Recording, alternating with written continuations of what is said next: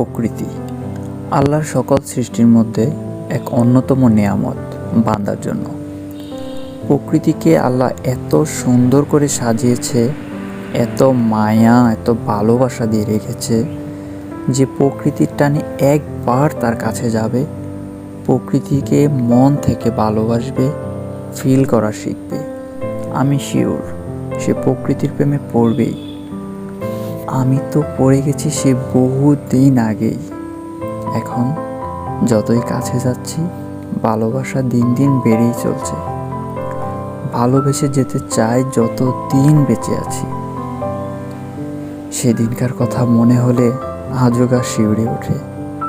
নিজের জীবনে ঘটে যাওয়া কোনো একটা ভুলকে কেন্দ্র করে, ভুল একটা সিদ্ধান্ত, জীবনটাকে অসহ্য মনে হলে, নিজেকে শেষ করে দেওয়ার ইচ্ছে হলে, এটাই সব থেকে বড় বোকামি।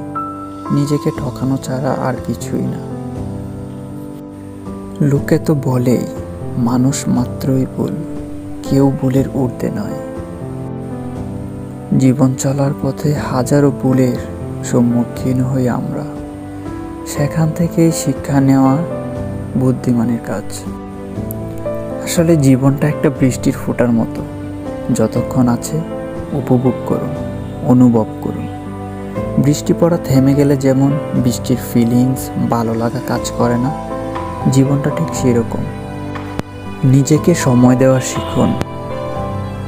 সারাদিনের শত ব্যস্ততার মাঝেও অল্প একটু সময় বের করে খোলা আকাশের নিচে কিংবা নদীর পাড়ে বসে শেষ বিকালের সূর্যাস্তটা দেখুন।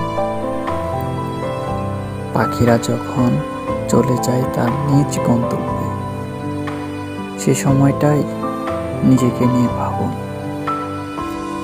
তখন হয়তো ব্যস্ততার মাঝে সময়টা কেটে যাবে। যখন রাতে সবাই ঘুমিয়ে পড়ে, জানালাটা চুপি চুপি খুলে খোলা আকাশের দিকে তাকিয়ে থাকুন। নিজেকে আবিষ্কার করুন। হাজারো তারার ভিতরে আপনিও একটি তারা। মুক্ত পাখির ডানা মেলে উঠতে হবে, এটাই তো জীবন। জীবনে কখনো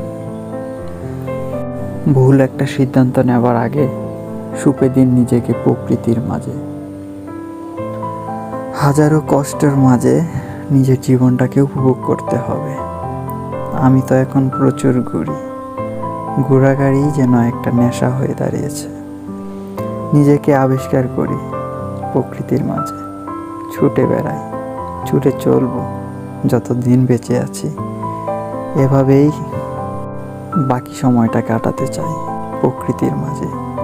তাই আপনিও আপনার জীবনের দুঃখ, কষ্ট, হাসি, কান্না সব মিলেই ছুটে যান প্রকৃতির মাঝে।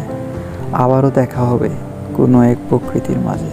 ভালো থাকুন, ভালো রাখুন। আল্লাহ হাফেজ। Thank you for watching video. Like, comment, share করতে ভুলবেন না।